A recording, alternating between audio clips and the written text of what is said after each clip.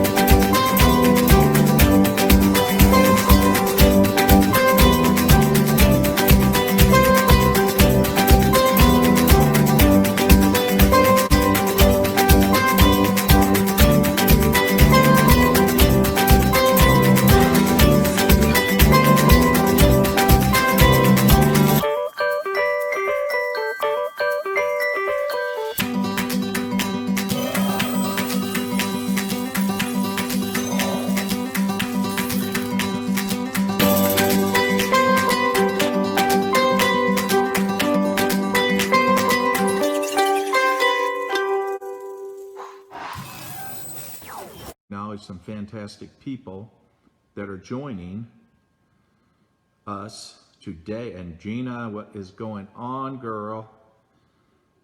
How are you doing?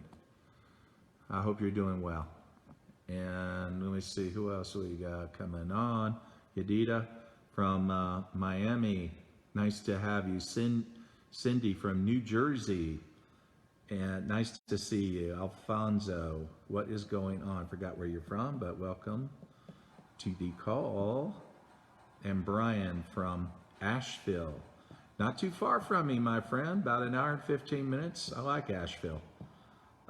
Daniel, bonjour, my French friend. Nice to see you. And Miley, how are you? Forgot where you're from.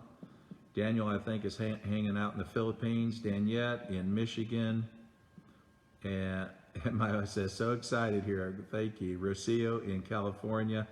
And Ashwani in India, in the country of India. Nice to see you. Miley says, Tampa, Florida, man. Yeah. And Rocio, nice to see you. Good to see you. And for us, nice to see you as well. Good to see you. That's good. And Cece, nice to see you in DC. Cool. And Emily Utese from the Philippines. Nice to see you. Nice to see you. Yes. A Zoom call coming up in 30 minutes. Diane in the Philippines as well. Very nice to see some of the friends from the Philippines on this call. And appreciate you being on it. So here's the thing. I've got to do a Zoom in 30 minutes.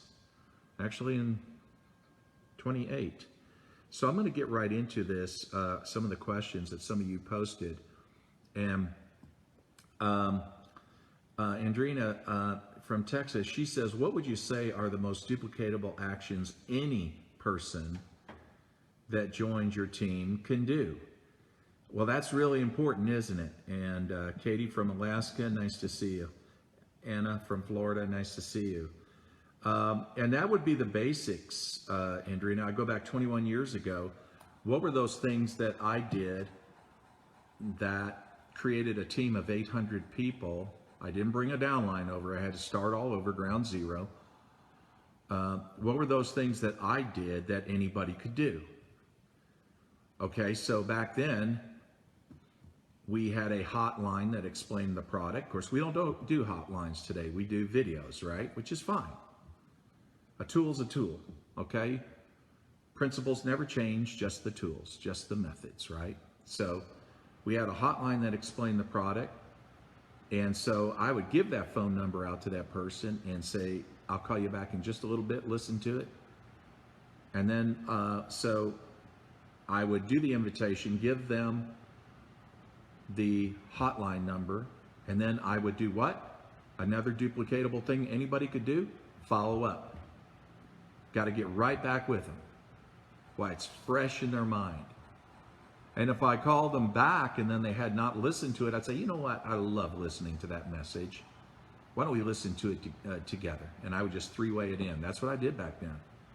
I mean, we cut to the chase, and we kept it simple. And then we also had conference calls. Now, conference calling back then was very popular 21 years ago. And so we could invite different people on that would share their product experiences. Of course, today, you know, your companies tell you not to do that, okay? Of course, you do it, but you do it in Facebook secret groups where you share your product stories. Many of you people do, various companies do, okay? Because in the land of free speech is never allowed, okay? So, so conference calling was the other thing that anybody could do that was duplicatable. Those basic things. So today, it would be very, very similar, right? So we have to teach people how to make their list of names, never announce on their Facebook page that they just joined a network marketing company. You want to protect that list because no doubt many people that are on that list are in your Facebook network, and we don't need to announce it that way. So we want to show them how to do that. Make that list. Don't post on Facebook. You just use it the way you used it before you joined your the company. And then how to introduce, see if they're open to looking at a video, and then following them up, and then seeing what they like best about it, answer any questions they have, and then put them in as a customer or as a leader. Anybody can do those things. Robert Nelson in North Carolina had the question, you have people, he has people, but they just don't get started, even though they say they want to. Any advice? Well, what's holding them back is what? And that takes a conversation, Robert. You have to just have a conversation with that person. Say, hey man, you know, when we talked before, you were excited. Do you remember why you were excited? Try to get them to open up and remember, you know, tap into those emotions. And say, okay, so you haven't taken action. What's holding you back? Just ask them, what's holding you back? Sometimes it's just fear. But what kind of fear? Fear of failure, fear of rejection, fear of what others will think, fear that I don't want to bother people that I know with this because it might change our relationship. I mean, you got to tap into that. And then from that point, you got to help them overcome that fear. And again, in the case of it'll change our relationship, well, no, the best way to do that is set it up right from the beginning. This may or may not be for you, and it's okay if it's not. You give them a way out. When you give them a way out, it shouldn't change the relationship. Your relationship is intact. Alfonso, how do you form a relationship with strangers for your business? Just like anything, I go back to 40 years I've been doing network marketing. It's all about talking to people, connecting with people, taking an interest in people, having a conversation with people. This is the text messaging generation that rather just message, but it's empty relationships. I mean, you have to be able to have a conversation eventually and see if they're willing to jump on a phone call or, you know, at first it's just finding commonality, right? So you find things that you have common interest in together. You praise and commend and compliment that person. That start, you know, and again, we're not talking about endless rapport. We're not saying you got to do this for 6 months, 3 months, 2 months.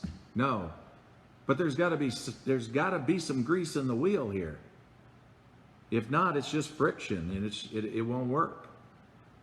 But you know, and Alfonso, that's the thing. Try to get on a conversation after you've put some of that grease in the wheel. Okay, Kevin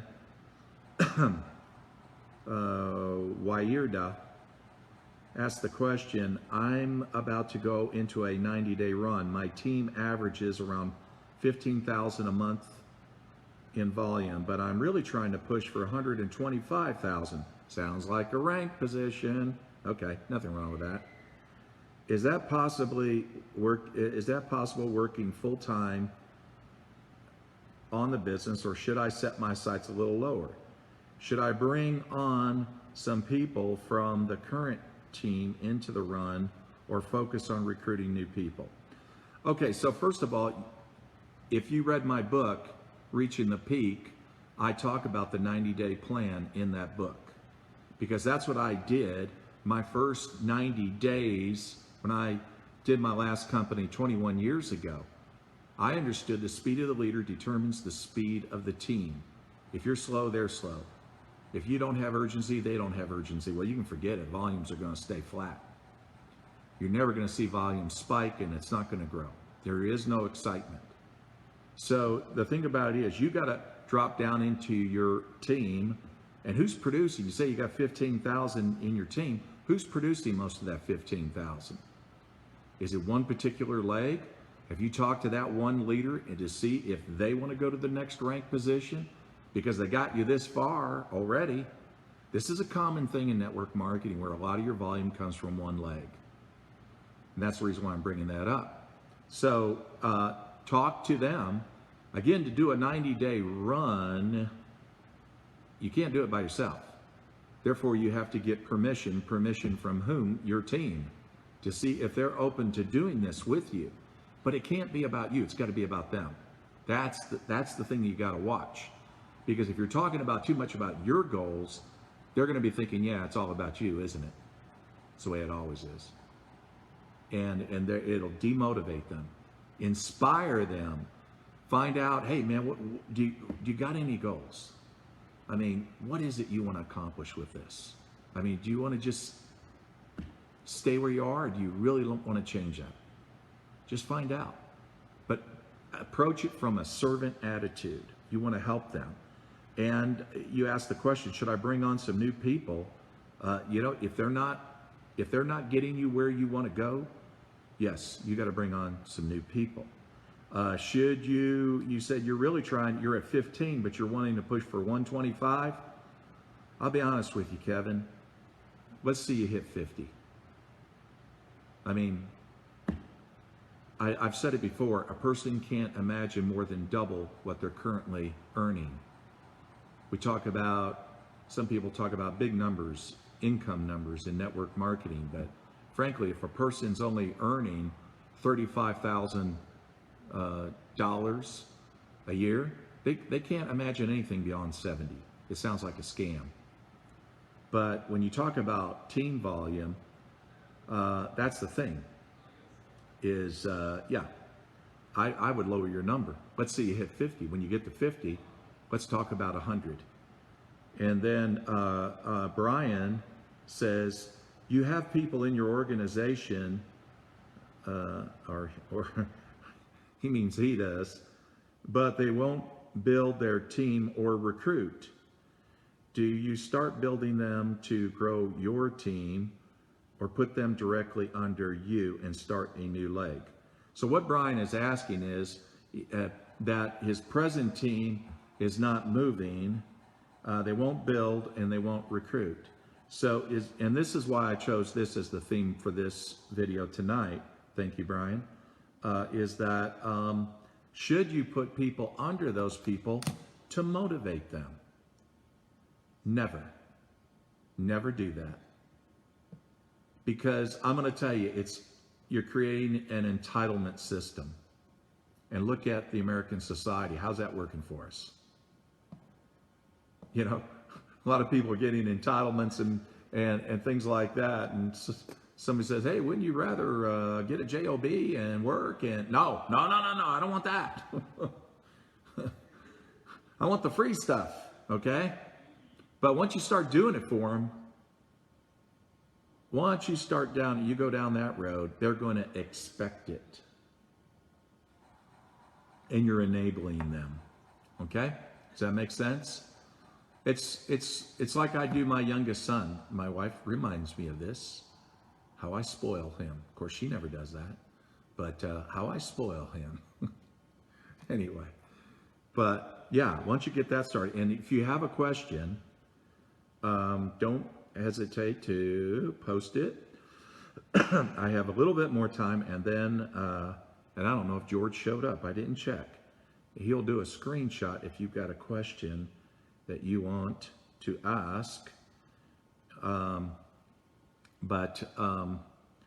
Yeah, and that is it on the questions, you guys. It was awesome that you, let me make sure I didn't leave anybody out. And because I don't want to do that. And that looks like it's it. So that's totally cool. It was so nice to be able to, all right, so Julie Thompson, what is the most effective way to get new customers? I think,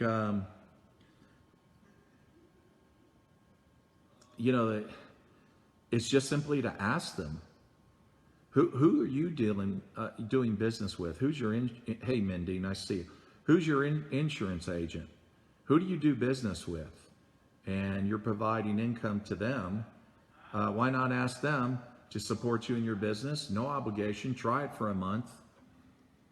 And no doubt you're going to want to be on this product.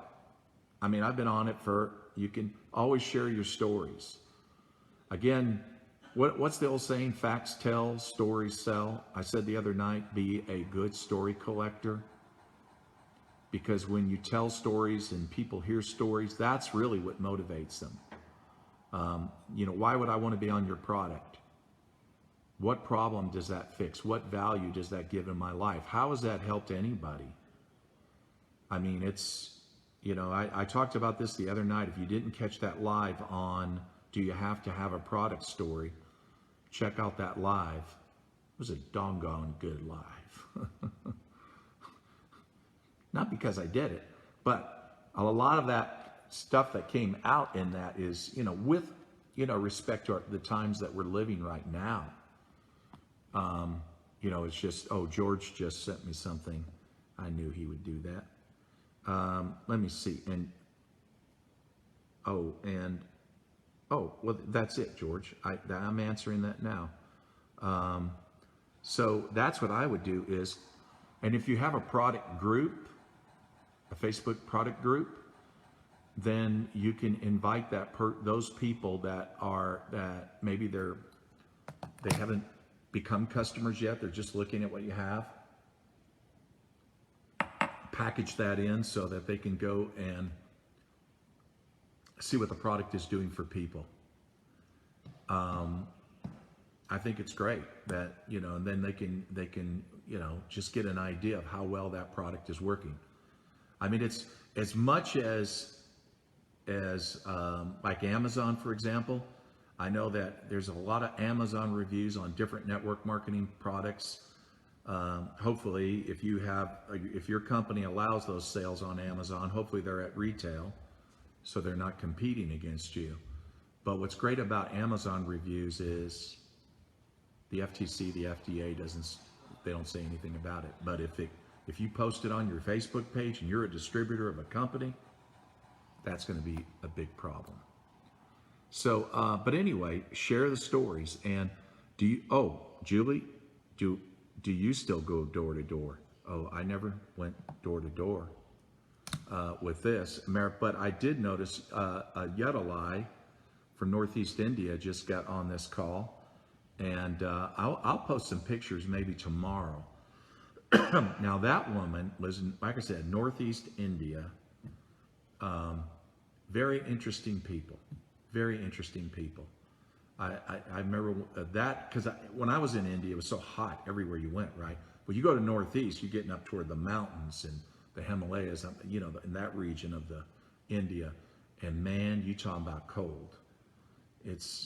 They're amazing people. But she goes out door to door, just like a Christian missionary, knocks on people's doors, does presentations, goes in the house, does presentations with her products. And I just saw some pictures this week, and she's wearing a mask, and the people are wearing a mask because COVID is up there. But amazing what these people will do to be successful and promote their products. But no doubt she's a big lover of her product, as you are. And let me see. So Oscar from North Carolina asked, how to lose fear to prospect people? I'll tell you that the best thing to do, don't be concerned about whether you sponsor them or not. Don't be concerned about whether they say yes. We've heard this before, divorce yourself from the outcome. But it's really true. Back in the 90s, I remember my sponsor told me to go out and get 100 no's. Now that was before the book Go for No was written. Long before Go for No was written. But he said, go out and get 100 no's. And I said, 100 no's? Man, that's negative. He said, no, it's positive. I said, how's it positive? He said, by the time you get to 100, you'll be a very rich man. Now, we're talking about not going out and trying to irritate people for a no, okay? We're not talking about that. We're not saying spam somebody on Facebook tonight that you don't even know. Say, you wouldn't be interested in looking at an opportunity, would you? Of course they're going to say no. So we're talking about effective, responsible prospecting. But what it helped me do is, I remember this one man I prospected, and he was a very arrogant person that had been involved in network marketing. And he said, because I left him some literature and I followed it up, and he said, well, if you think I'm your man that's going to make you rich. And I just smiled and I went, thank you. And he went, what? I said, thank you. I said, my sponsor told me if I went out to get 100 no's, that I would be a very rich man. You put me that much closer. Thank you. And he said, well, no, I'm not saying, well, can you explain it to me a little more? And I looked at my watch and I said, I have a little time. I have a little time. Here's the thing, Oscar. Don't beg people to join you. It needs to be the reverse. They need you, you don't need them. That's the mindset. They need you, you don't need them. You might say, well, golly, I need a downline, I need to build it. No, reverse it. You've got to have the right mental posture, or it'll come across as begging, or you'll have hungry eyes. When you have hungry eyes, people run. Okay? And so, that's how you lose that fear too as well. And then finally, Flavio, hello Jeff, how to motivate my sisters to do the business. They like this, but sometimes they think that it's difficult because they speak with their friends and then their friends don't like to do this. Well, here's the thing, Flavio. You have to find out what they're saying to their friends. Obviously, the script is wrong. The script can be in the brain, okay? But what I'm saying is, when somebody never has results, they're either doing two things. They're either talking too much. They can talk them in, talk them out of it. They talk too much, or they're saying the wrong things. What are you saying? And if you're prospecting somebody, what are you showing them? And that you need to find out. Well, it's been fun being with you guys tonight. Now I got to prepare to get on a Zoom call, and but it's been fun, and I'll put out some stuff this weekend, some good stuff. Okay. Anyway, be safe, and if you get out in public, wear a mask. That was funny. I went to a curbside pickup today, and the guy comes up talking to me. He's got his mask on his chin. You know, what is wrong with people? It goes over the mouth, man, over the mouth. Anyway, have a great weekend. I'll talk to you soon.